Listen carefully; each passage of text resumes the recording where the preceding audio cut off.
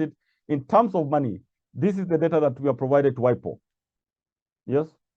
Our funding agencies, the National Research Fund, gets very little money, maybe between 300 to 400 million in a year, which half of it or 3/4 of it is supposed to be administration and paying salaries. So you might be having only maybe 50 or so million to distribute for research. That's very little. That is very little. Okay. But there's money out there which we have to know how to get to. Like the business enterprises have around 13 billion annually. The Safaricom, the Equity Banks, the East African breweries, they have money somewhere because we got this from the annual reports that they give to the Kenya government. So there's 13 billion somewhere. If you open up to collaborate, you might access that money. But if you ask them to give you that money so that you can do your own research in your institution, then that becomes a challenge.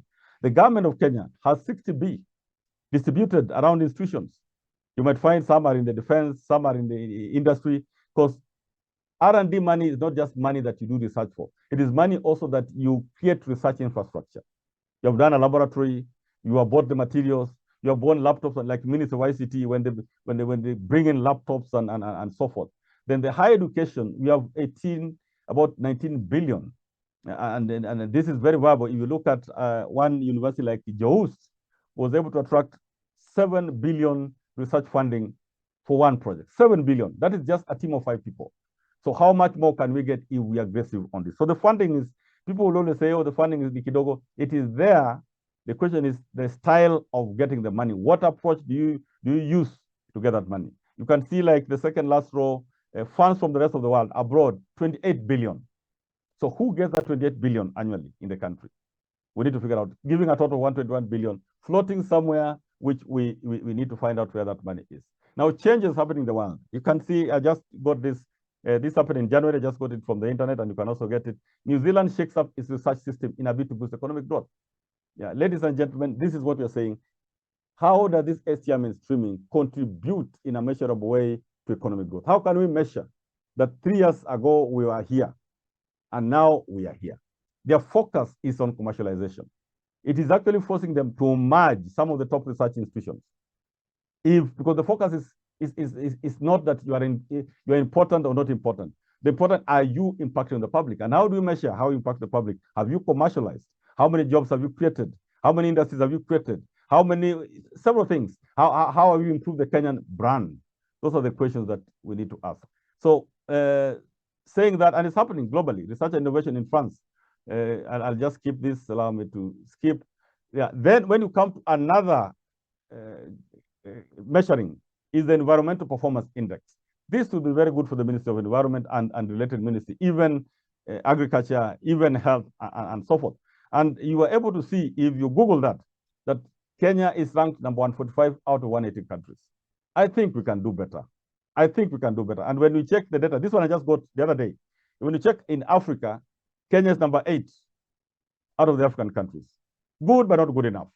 Countries ahead of us include South Africa, Nigeria, big country, Morocco, big country, Egypt, big country. Ghana, I think we should be able to do better than that. Ethiopia, we should be able to do better than. Senegal, we should be able to do, or Senegal, we should be able to do better than. Uganda, that one, I think there's something that we need to do. So we would plead with our focal points, we're in the Ministry of Environment, we're in SAGAS and the Ministry of Environment. Are you able to pursue this data and the metrics to find where is it that we're missing out on this? No, this is country brand ranking. Sorry for that. I was still focused on Environmental Performance Index, where we're number 145 out of 180. Yes. So can our players, the SAGAS in the Ministry of Environment, be able to find out what is it that we're missing? Because they have 3 parameters. They're talking of climate change mitigation, 3 major ones. And then they have sub parameters. Climate change mitigation. Yes, we are now planting very many trees. Is that data getting to these people? Okay. Then you have the environmental health. How do you measure environmental health in terms of air quality and so forth? NEMA should be there. So this is one of the areas where our very big agency, NEMA, should be coming to say, we took it upon ourselves to pursue this element of environmental health, and Kenya's performance on these indicators has improved. The other one is ecosystem vitality. What they're talking about biodiversity and habitat. Kenya is doing very well in terms of habitat, preservation of our wildlife. They're talking of air pollution. They're talking of fisheries. You're talking of forest, like fisheries, Kenya Marine and Fisheries Research Institute. What would be a contribution to us improving that? So this is, as you are doing your annual work plan, and as you are expecting to be scored at the end of this financial year, if you work with a team just to show what is your contribution in some of these global indices, you will have scored 100% if I'm not wrong. What is your contribution? Rather than us just performing generally, that, we are good, we are doing very well, we are good, but is it measurable? Are you able to say that because of our action as a state corporation, we are the regulating agency on fisheries, we have made sure that Kenya's rank has improved on that. Now, coming back to what I was talking about, country brand ranking, this is for the Kentrade, okay? Kenya is a very strong brand, but you can see now they're telling us we are number 75 out of 206, which is good, by the way, but not extremely good. But you're seeing South Africa is doing very well. This should be one of Kenya's real planks, tourism and so forth. Nigeria is there, Morocco is ahead of us, Egypt is ahead of us, but Ghana, I'm not so sure, Ethiopia, I'm not sure, Senegal, I'm not Uganda. I think we are a better destination than some of our neighbors. I wouldn't want to mention the country. So what are the parameters? Yes, what are the parameters? So those of you coming from Kentrade, Minister of Tourism, what you need to check out is how much investment do you attract? So that's one of the parameters. How much attraction of tourism, and recently there have been an increased number of tourists coming to the country. Is that data being availed to this ranking system? Talent attraction of talent. Kenya has a lot of talent within, and I'm sure we're able to attract from without. So could the particular SAGAs or State Department or ministry in charge of this take this as their work plan, that we will be getting this data, providing it out there, and also encouraging the institutions that can help us improve on our ranking. When you do that, then you are able to quantify your contribution, your social impact on this country. Productive Capacities Index. Yes, I have some data there. We are seeing Kenya's overall PCI score has been gradually improving from 24.6 in the year 2000 to 37.8 in 2022. I don't know what's the rank. We're not able to get the rank on this one, but this will be the Ministry of Industry and their SAGAs. Yes, the Kenya Bureau of Standards, KIPI is there, KIRID is there, a number of agencies. How do we improve our Productive Capacities Index? And in this one, definitely it has direct bearing on jobs creation. It has direct bearing on the income or our exports that go out. It has 8 key indicators if you look at that table. One is the natural capital, that is our resources. Okay. What resources do we have? The minerals that we have. Have we quantified it correctly and so forth? Of course, you have to protect certain data. We don't reveal it fully. Yeah, the human capital that we have should be excellent. Transport, energy, ICT, institutions, private sector, structural change. Those are the 8 indicators. So may we kindly request those of you who are SAGAs in the Ministry of Industry and Trade to be able to assist us to improve that we have been improving, but our ranking I don't think is very good. But it said to achieve the aims of Vision 2030, the country needs to build domestic, economic-wide productive capacities. And the development policies need to prioritize. There are quite a number. Due to time, I'm not able to read, but you can read it. So this is what I think Kenya hired the United Nations, it's called UNCTAD, to do a review on this productive capacity index. So they have a very good report, which you can download from the internet on how to improve this. And then this one now becomes part of your annual work plan. And when you do that at the end of the year, you're able to come to the board, to your CEO, and to the board to present that we, as a state corporation, we are directly contributing to Kenya's productive capacities. And by that, we are assuming that we're creating jobs, okay? We are increasing the salaries and so forth and so forth. These are real stuff. And you can see there's that graph. South Africa still leads us. Egypt is ahead. Kenya has been improving, but we are not competitively. We are not able to catch up with South Africa or Egypt, although what we have is more than the average of sub-Saharan Africa. So data speaks for itself. When you have data, you don't have to speak much. I'll just keep on this if you allow. Yeah, so as I'm just checking on the time so that I don't take much. As I try to come to the end of this presentation, it's normally around 1 hour. Yeah. Again, I was able to get this data. This is for the Minister of ICT, for ICTA, and for agencies that are in the ICT. They're saying that Kenya quality of electronic infrastructure, we are ranked number 101. in 2024. There's a drop. We have dropped 33 positions. I think this is COVID-19 pandemic. Most of our rankings went down in this COVID times. But as you know, all countries were affected by the COVID pandemic. So we shouldn't have such a big drop. But now that probably we're in the post-COVID, let us see how we can improve it. So this is for ICTA, which is a very big, powerful saga and other related sagas. Kenya's internet connectivity strength. We are number 110, yes, in 2024. And we have dropped 18 positions. Kenya's digital quality of life. We are number 89, and we have dropped 13 positions. We are very good in ICT. So I don't know what happened where we are dropping instead of improving. Yeah, AI readiness, which is the talk of the moment. In 2023, we are ranked number 84. Okay, I don't know, probably out of 150, 180 countries or so on. Good, but still good enough. Digital quality of life index. You can see we are down from 0.42 in 2023. Smart city index, Nairobi is ranked number 131 out of 142 cities globally. Now, this in terms of smart city index, Ministry of ICT, Ministry of Industry, it needs a collective effort, the county governments, to be able to improve the ranking of Nairobi. Nairobi is a top country, but probably there could be other things, especially the services in the slum areas, which could be taking us down. So in a nutshell, what we are saying, this is how you will demonstrate your impact with the communities of Kenya. So that instead of saying, you know, we are good, you say, we have done this. Kenya was here. We are, with the effort that we are doing, we are able to improve the ranking of Kenya. Another one, allow me to mention this, Kenya and East Africa lead again. This is where now we are doing very well in attracting funding for Kenya startups. Startup investment in 2024. And you can see Kenya became number 1 in Africa, receiving 638 million US dollars, as compared to the second rank, which is Nigeria with 410 million US dollars, and then Egypt with 400 million, South Africa with 394 million. I know our sister agency, Kenya National Innovation Agency, is very much seized up on this. Would really, and they've been doing very well, would encourage you to please keep us on the map. The only thing about this income is that it's income by foreigners coming into the country. Yes. So are we converting those startups to money for Kenyans, or are they taking those startups back out of the country? They come, have a startup in the country, it does very well for 2 years, then it shuts down and they open an equivalent outside the country. But so far, this is one area where we have done very well. If we could collectively work around this, where you can see we attracted 82 billion in 24. This came to Kenyans or Kenyan startups.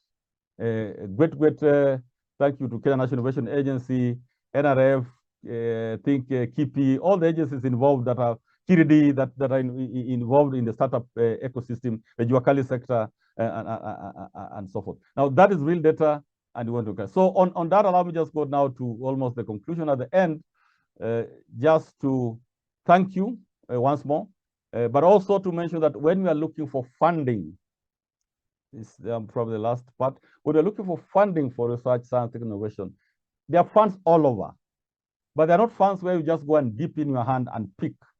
You must, as they say in Kiswahili, mtakacha mvunguni shati ya iname, you must bend. You must find out how to mine that money. And some of the areas is actually the president has been an aggressive hand for investors. Do we follow up as sagas to see how we can partner? Like when His Excellency visited China, yeah, or renewable energy and the ICT sectors.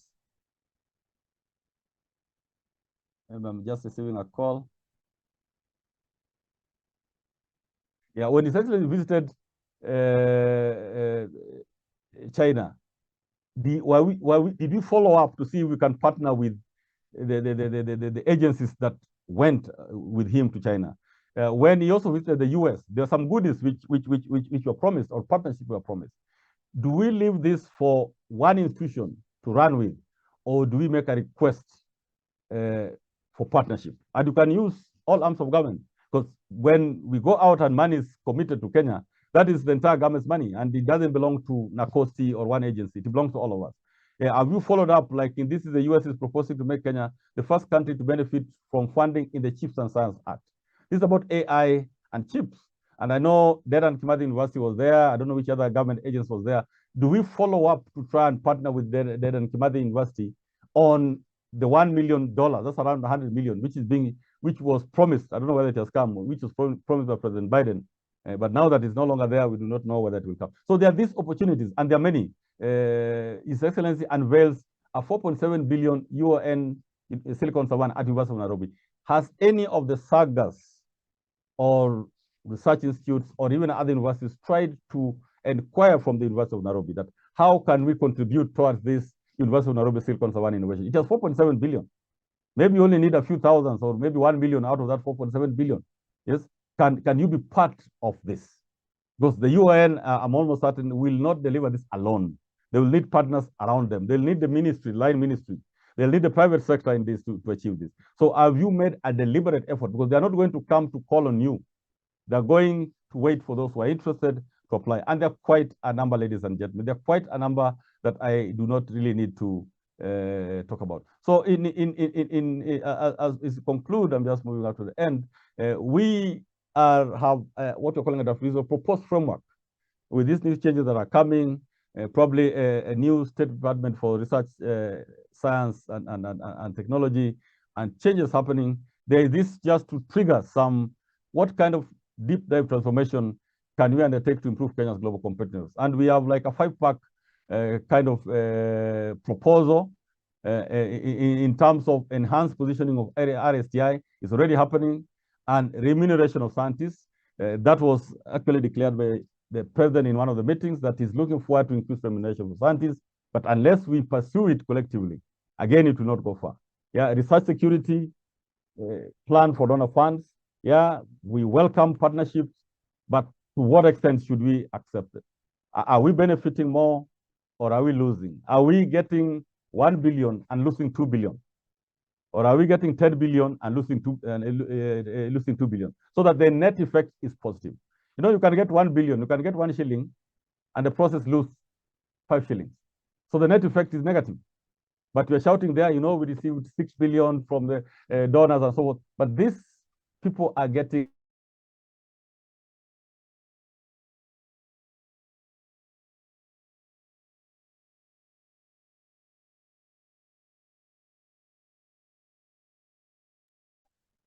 I think we are missing you, Prof. We are missing you.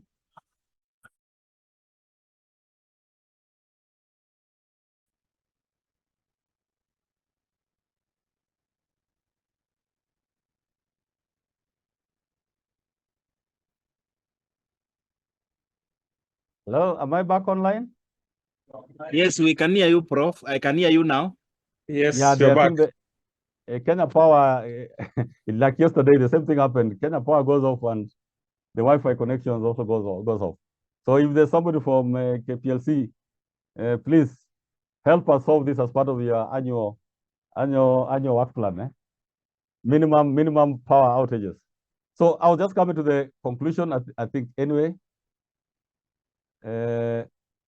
that we are proposing a 5-pack deep dive transformation of Kenya global competence. This is still at a very formative stages, and where the thing is to get a multi-agency consortium or task force, seek for funding from within government and without government, and see how we can impact on Kenya's global competitiveness and research security. So it's not about us, but it's about the country and it's about the citizenry.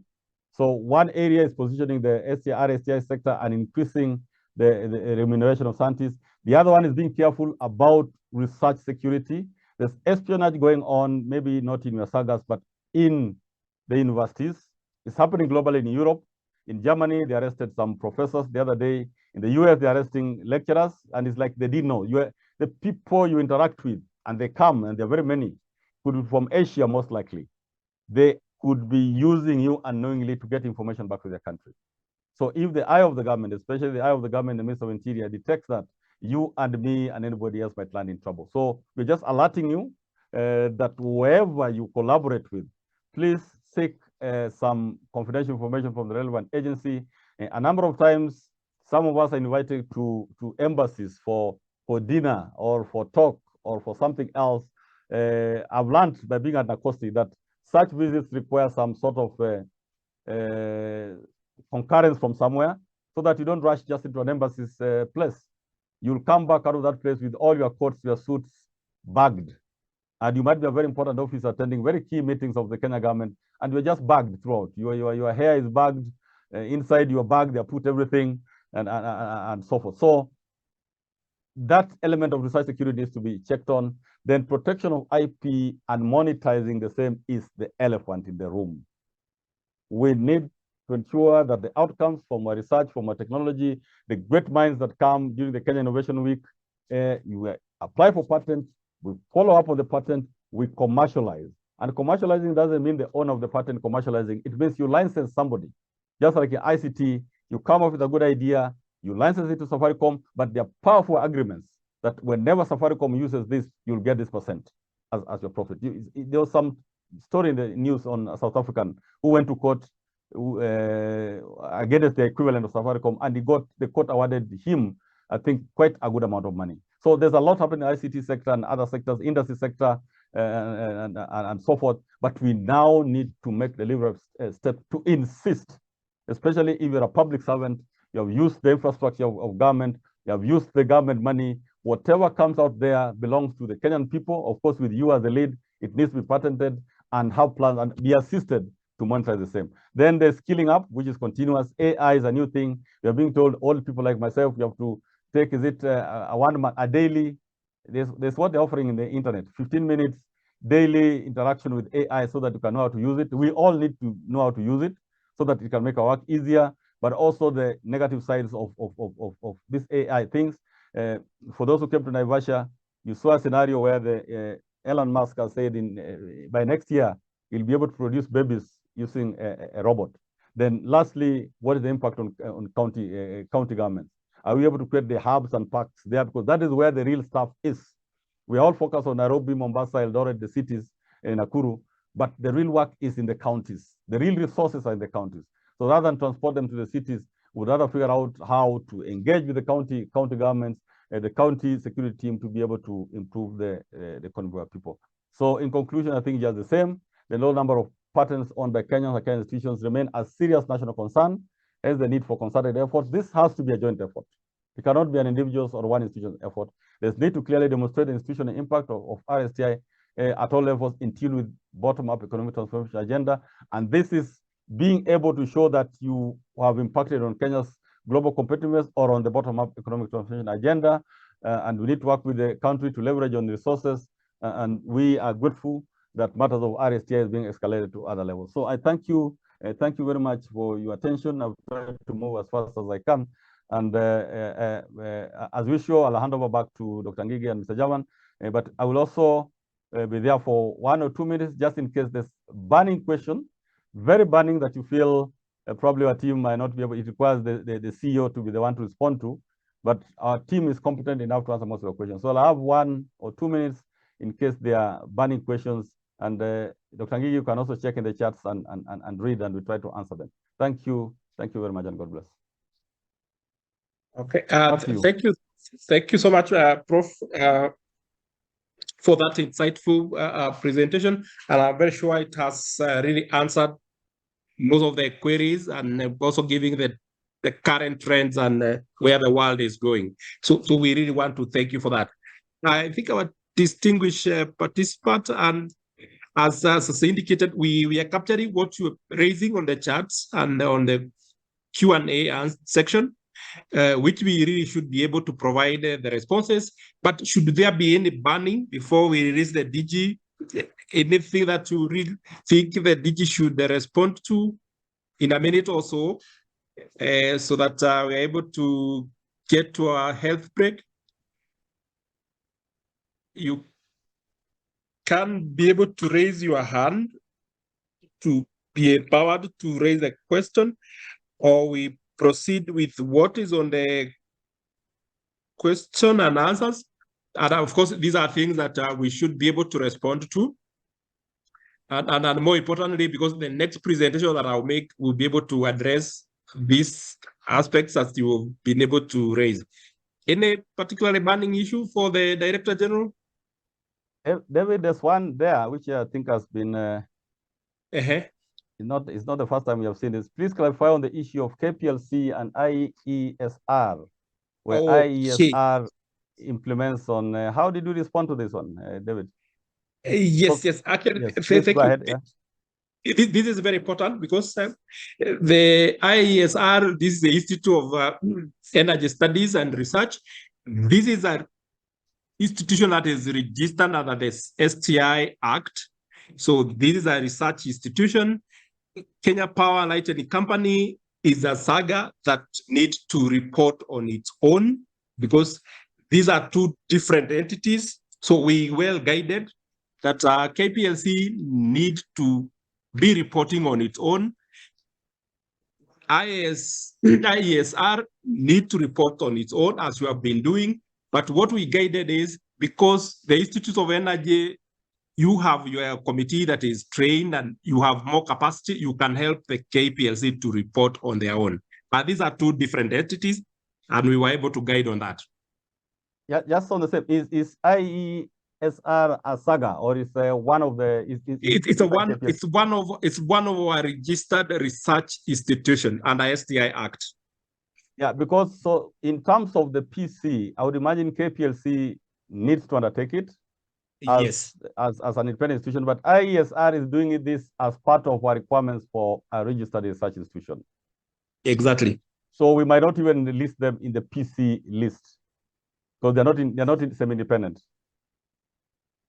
Yes, but I think what we wanted them to distinguish is that the data that they are reporting cannot represent the KPLC. Exactly. Because KPLC is a saga that ought to be in a performance contract, but because they have a well-trained and a committee that is well-resourced and well-capacity built, they can help the KPLC to report as KPLC.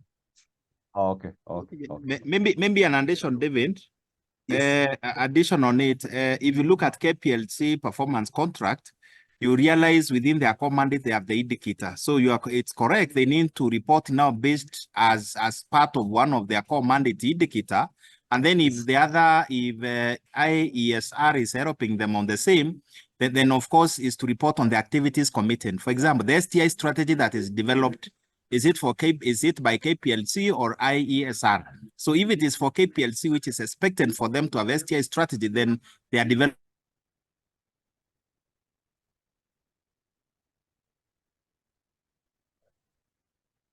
Okay, Javan, we've lost you. I hope you have made your point.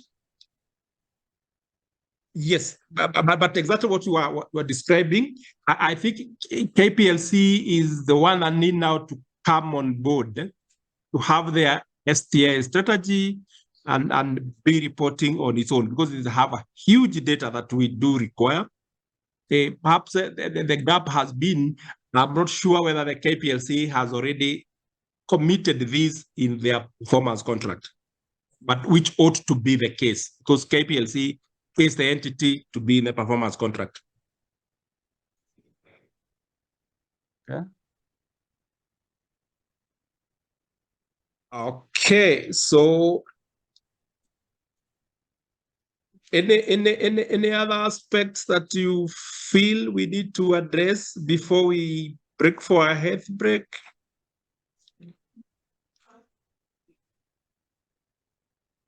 Okay, there's what Maurice Kitonga, you're asking about the evidences needed for collaboration and partnership in RSTA established.